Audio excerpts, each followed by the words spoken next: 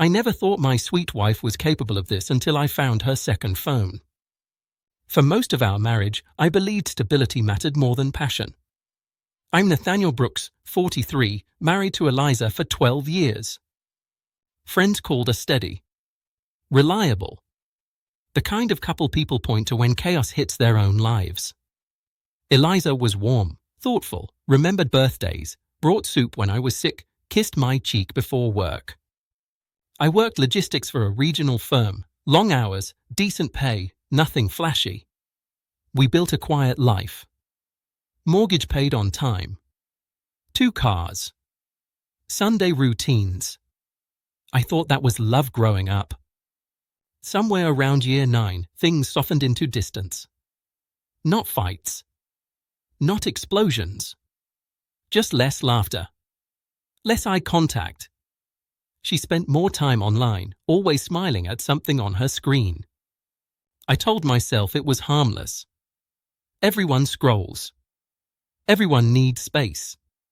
When intimacy slowed, I blamed stress.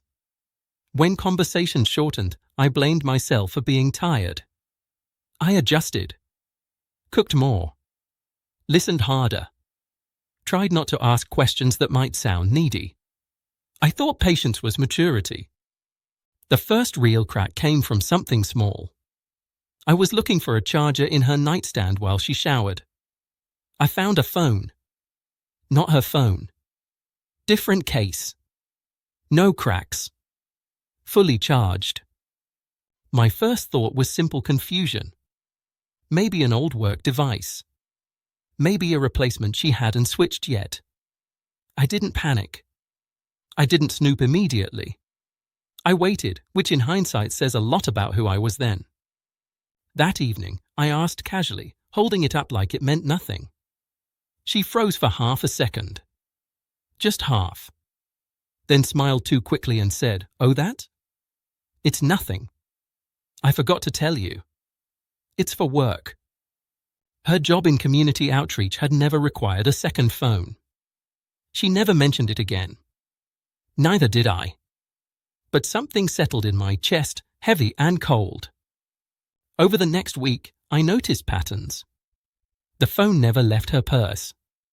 It stayed on silent. She took calls outside. Late walks. Long bathroom breaks. She slept with her back turned now, phone tucked under the pillow. I didn't confront her. I observed. Part of me hoped I was wrong. Another part already knew. One night, she fell asleep on the couch. The second phone buzzed. No name. Just a message preview, "I miss you already." My hands didn't shake. That surprised me. I unlocked it easily. No passcode. Maybe she never thought I'd look. The messages weren't graphic. They were worse. Intimate. Familiar. Inside jokes. Plans. Photos I'd never seen. A version of my wife that laughed differently, wanted differently, lived differently. I scrolled until my thumb hurt. Weeks. Months.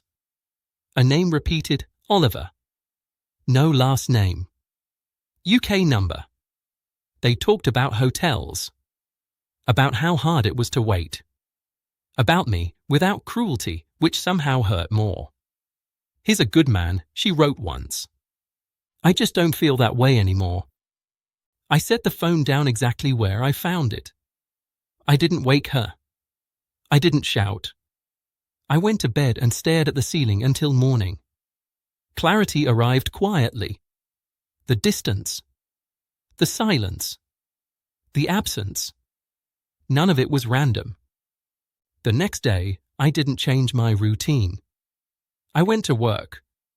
Sent emails. Ate lunch. That night, after dinner, I asked if we could talk.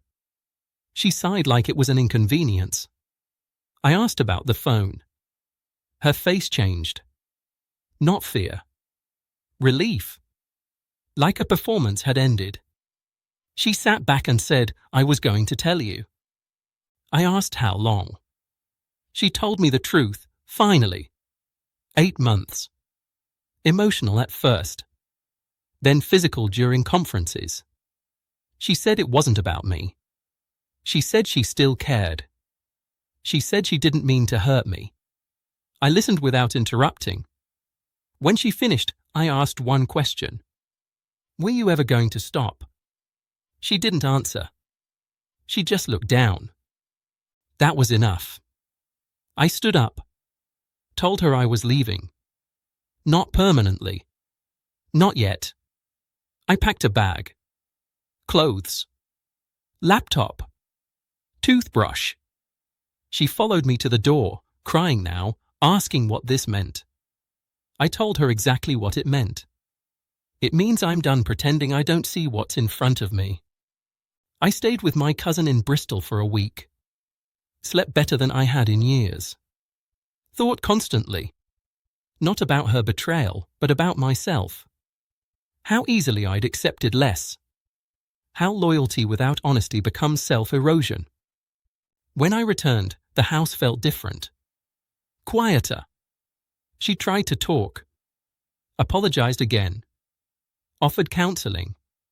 Promised transparency. I believed she was sorry. I just didn't believe things could return to what they were.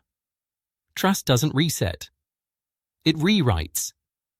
I told her I wanted a separation. Calmly. Clearly. She cried. Accused me of giving up. I didn't argue. I didn't explain further. Some decisions don't need debate. The second phone sits in a drawer now. Powered off. Forgotten. But it did its job. It showed me the truth I'd been avoiding. Love doesn't disappear overnight. It fades when one person leaves quietly and the other keeps holding the door open. I closed mine. Finally. In the weeks that followed, I noticed how people reacted when I told them. Some urged forgiveness. Some blamed temptation. A few nodded like they understood too well. What surprised me most was the calm inside me. There was grief, yes, but no chaos. I wasn't scrambling to win her back or punish her. I was simply done negotiating my worth. I started running again. Cooking meals I liked. Sleeping without tension. I learned that peace isn't loud. It doesn't announce itself. It arrives when you stop asking someone else to choose you and finally make that choice yourself. That second phone didn't destroy my marriage. It ended the illusion that silence was love and endurance was loyalty. I didn't walk away angry. I walked away awake, and that changed everything for good. For the better.